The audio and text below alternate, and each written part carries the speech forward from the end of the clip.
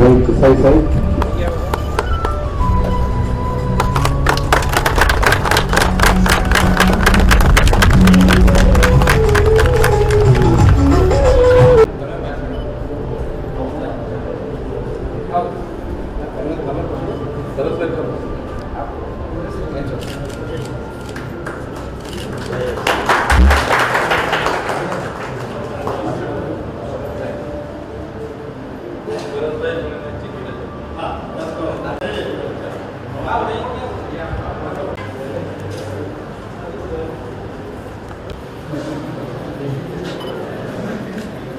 Sir आवाज एक बार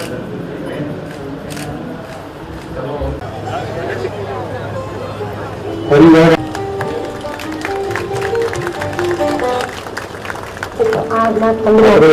અંદાજિત રૂપિયા 2.68 કરોડના ખર્ચે વલસાડ જિલ્લા અંતર્ગત વલસાડ તાલુકાની 11 વિચાર વગર વાતો સાંભળી રહ્યા છે એટલે તમારા માટે જોરદાર સારું થઈ ગયું.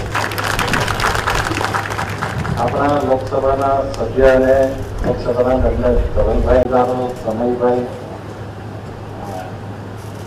અમરેશભાઈ, જે નરેન્દ્ર મોદી સાહેબે 2001 થી લઈને 2014 લગીને જે અભૂતપૂર્વ કામગીરી કરી અને એના પછી પ્રધાનમંત્રી તરીકે પણ જે આપણા ભારત દેશ પર વિશેષ ગુજરાત પર ધ્યાન આપ્યું, એના કારણે ડેવલપિંગ ગુજરાત એ ડેવલપ ગુજરાત બનાવવાનું કામ કર્યું હોય તો આપણે નરેન્દ્ર મોદી સાહેબ રસ્તા હોય, બિલ્ડિંગ હોય, બ્રિજીસ હોય, દરેક કામ પૂર્ણ કર્યા છે. એની સાથે ખાસ કરીને જે આપણો કાંઠા વિસ્તાર છે, જે અહીંયા વલસાડથી એનું ઉમરગામ આવ્યું છે, એની પર પણ વિશેષ વાત કરી છે, વિશેષ ધ્યાન આપ્યું છે. આપણે જાણીએ છીએ કે 2001ના ધરતીકંપ પછી કચ્છમાં જે ભયાનક ધરતીકંપ થયો ત્યાર પછી મોદી સાહેબે ગુજરાતનું સુકાન સંભાળ્યું અને એમણે સૌ પ્રથમવાર ગુજરાતમાં અનેકવિધ સુધારાઓ શરૂ કર્યા. રોજગારી અને ઉદ્યોગનો વિકાસ કરવા માટે વાઇબ્રન્ટ ગુજરાત શરૂ કર્યું. શાળા પ્રવેશોત્સવ શરૂ કર્યો. ત્યાં ભવિષ્યનો નાગરિક ભણેલો ગણેલો હોય તો એ શિક્ષિત હોવો જોઈએ અને સાથે સાથે આપણા કાંઠા વિસ્તાર અને વન વિસ્તાર સરકારનું જે પૂર્ણ બજેટ હોય એમાં આ વિસ્તારોને થોડું પ્રાધાન્ય મળે એ માટે સાગર ખેડૂ યોજના બનાવી, એના માટે જુદું બજેટ આપ્યું અને વનબંધુ માટે વનબંધુ કલ્યાણ યોજના બનાવી.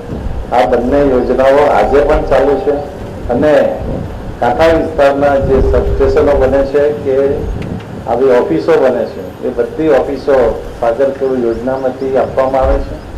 આપણે સાગર ખેડૂ યોજનામાંથી આ વિસ્તારમાં સાગર વિસ્તારના લોકોને કનેક્શન પણ ઘણા રાહત દરે આપીએ છીએ. આપણે જાણીએ છીએ કે મોદી સાહેબે જ્યારે સુકાન સંભાળ્યું ત્યારે ફક્ત એક વીજ કંપની હતી, ગુજરાત ઇલેક્ટ્રિસિટી બોર્ડ. એમણે વહીવટ સારો થાય, લોકોને સેવા સારી મળે એ માટે આખા ગુજરાતને 4 ભાગમાં વિભાજિત કરીને 4 કંપનીઓ બનાવી. દક્ષિણ ગુજરાત વીજ કંપની એટલે અહીંયાથી ભરૂચ સુધી, ત્યાર પછી મધ્ય ગુજરાત, ત્યાર પછી ઉત્તર ગુજરાત અને ત્યાર પછી પશ્ચિમ ગુજરાત વીજ કંપની બનાવી. એમાં આવી આખા ભારતમાં ઘણી બધી સરકારી વીજ કંપનીઓ છે, બધી મળીને 42 છે અને એ 42 વીજ કંપનીમાં આપણા ગુજરાતની 4 કંપનીઓ 1 થી 5માં આવે છે અને તેમાં પણ દક્ષિણ ગુજરાત વીજ કંપની આ વર્ષે નંબર 1 આવી છે. એટલે આપણે આ બધા કર્મચારીઓને ખાસ અભિનંદન આપીએ.